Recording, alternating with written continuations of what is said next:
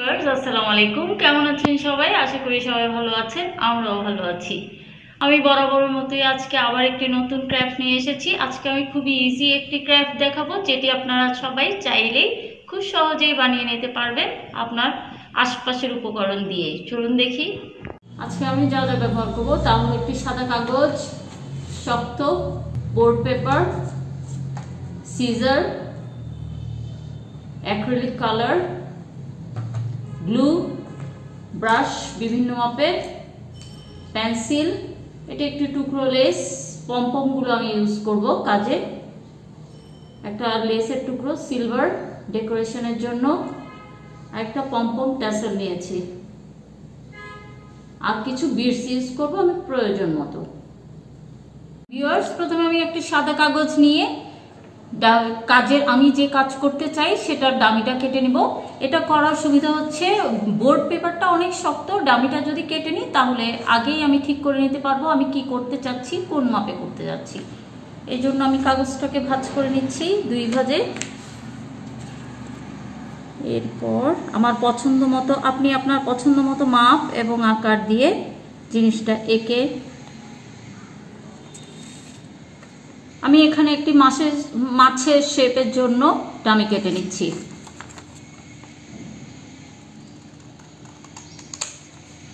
দুই পাশ যেন ইকুয়াল হয় সেজন্য আমি কাগজটাকে সমান দুই ভাঁজে ভাগ করে নিয়েছি, যেন এক সাইড বড় এক সাইড ছোট না হয়।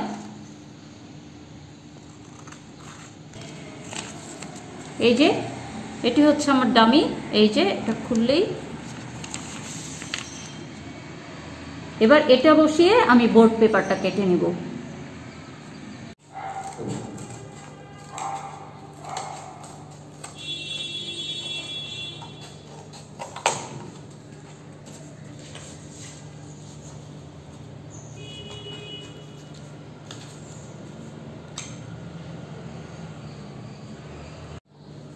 আমার তিনটা মাছ কাটা শেষ, এবার রং করার পালা। রং করার আগে আমি টেক্সচারের জন্য তিনটার উপরে টিস্যু পেপার ফিক্স করব গ্লু দিয়ে। টিস্যু পেপার নিয়েছি, যেটা মাছের এই বোর্ড পেপারটার চাইতে একটু বড় করে কেটে নিয়েছি। এটা আমি পেস্ট করব বোর্ড পেপারটার উপরে একটা এক্সট্রা টেক্সচার দেওয়ার জন্য।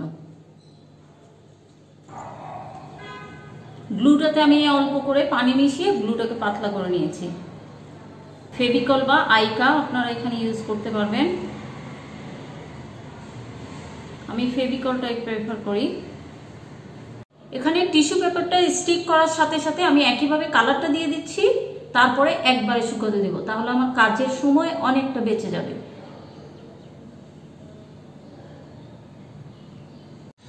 ভিউয়ার্স, আমার এটা শুকিয়ে গেছে, এবার আমি রং শুরু করব।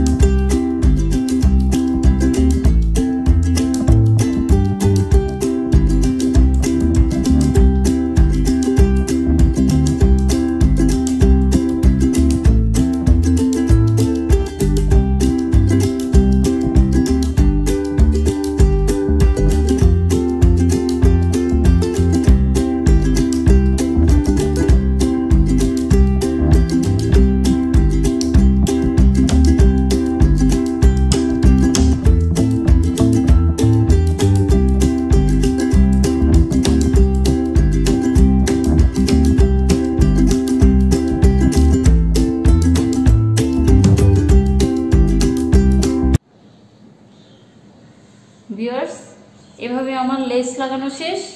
এরপরে বাকি দুটোতেও একইভাবে লাগিয়ে নেব। আমি এগুলো আগে কোথায় কোনটা দিব সেট করে নিয়েছি, এবার গ্লু দিয়ে ফিক্স করছি।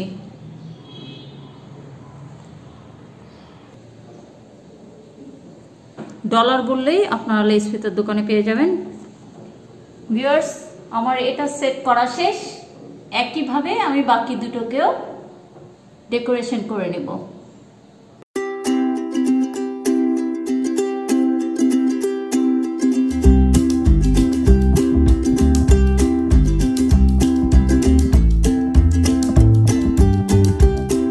ভিউয়ার্স, আমার এই মাছের কাজ শেষ। এবার হ্যাঙ্গিং এর জন্য সেট করার পালা।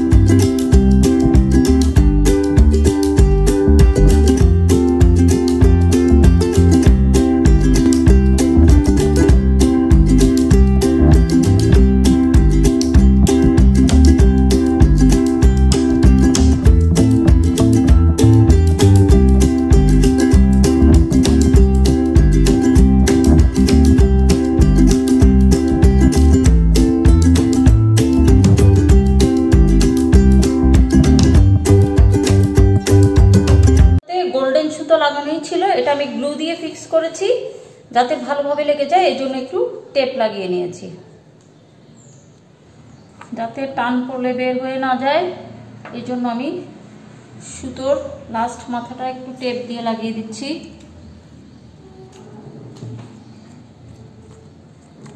জোরে কোনো প্রেসার পড়লে যেন খুলে না যায়।